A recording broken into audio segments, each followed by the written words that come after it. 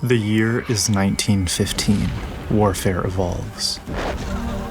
Tanks crawl relentlessly across the battlefield. Steel leviathans, unstoppable yet blind. Trenches and barbed wire have forced humanity underground. Soldiers strain to see through narrow slits. Limited vision means death. 1916. Henri Chrétien discovers an optical trick, a deliberate distortion. By squeezing the world horizontally, he made it possible to see more through a smaller slit in the armor.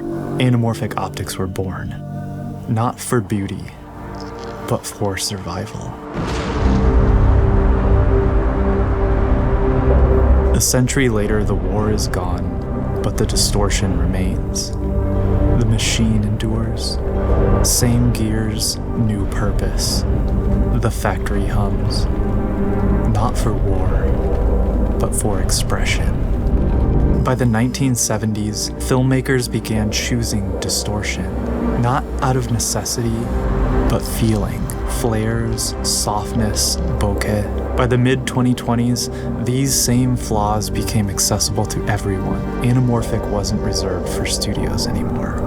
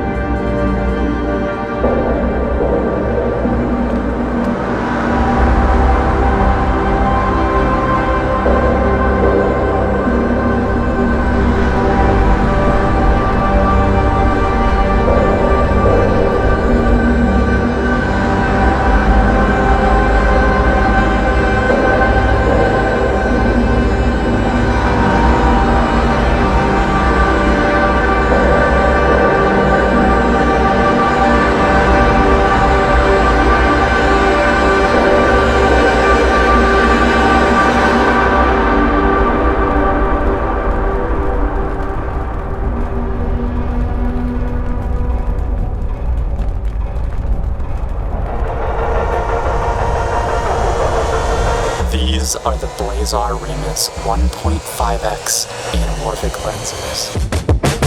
Energy on high max, shockwaves on contact, high level combat. When I move, you move back. Don't play clean, I relapse. Opinions ain't all facts, y'all all lies, I recap. I deep dive and relax. The Remus lenses are anamorphics. Anamorphic optics are basically wide-angle adapters that only widen the frame horizontally instead of in both directions. 1.5x is the most versatile of the anamorphic types, as it's the perfect balance between anamorphic character and compatibility with 16:9 sensors and the typical cinema aspect ratios.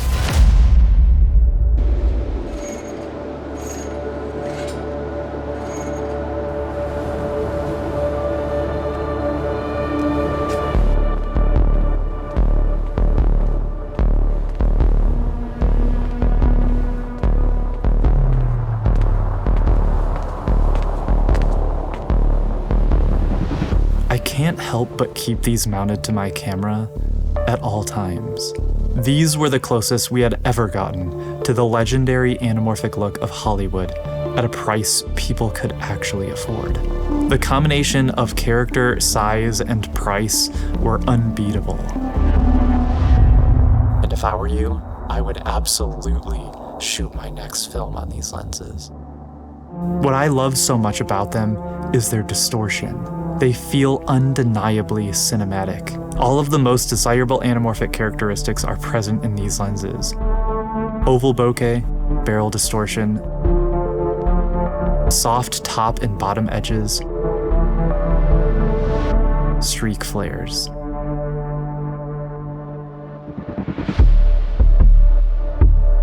But just like any lens with real character, it comes at a price.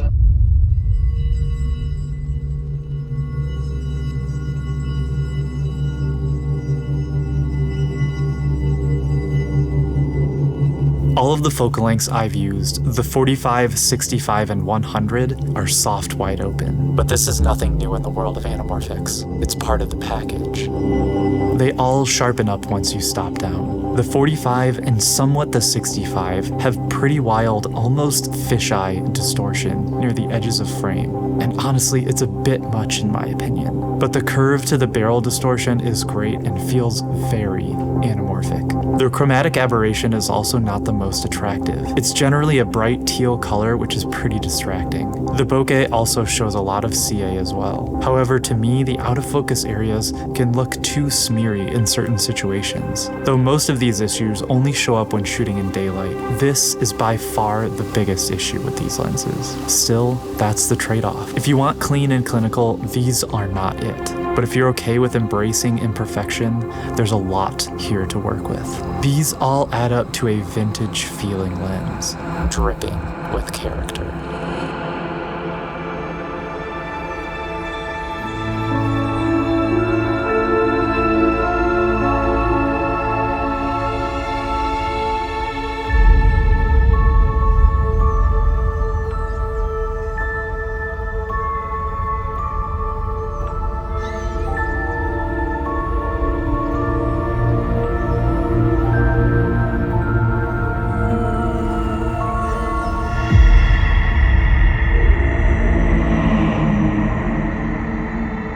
Despite these issues, these are the closest I've felt to using the real old-school anamorphic optics we grew up with watching in films, but at a price a normal human can actually afford. They launched at just under $1,000 US, which is wild for lenses that look this good.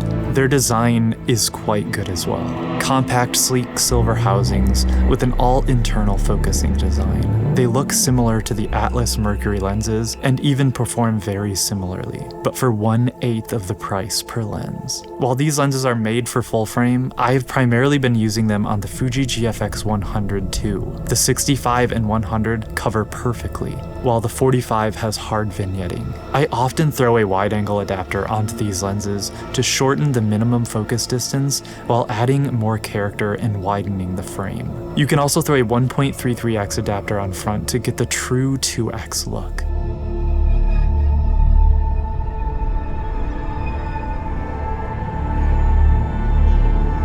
They're flawed, but they let you make images that feel bigger than the gear used to capture them. But a lot of what makes these lenses work comes down to how you finish the image. I grade everything through Simulacrum, my Resolve power grade in LUT pack. It's built specifically to bring out this kind of character. If you want to give your footage the same feeling, head to gxace.com.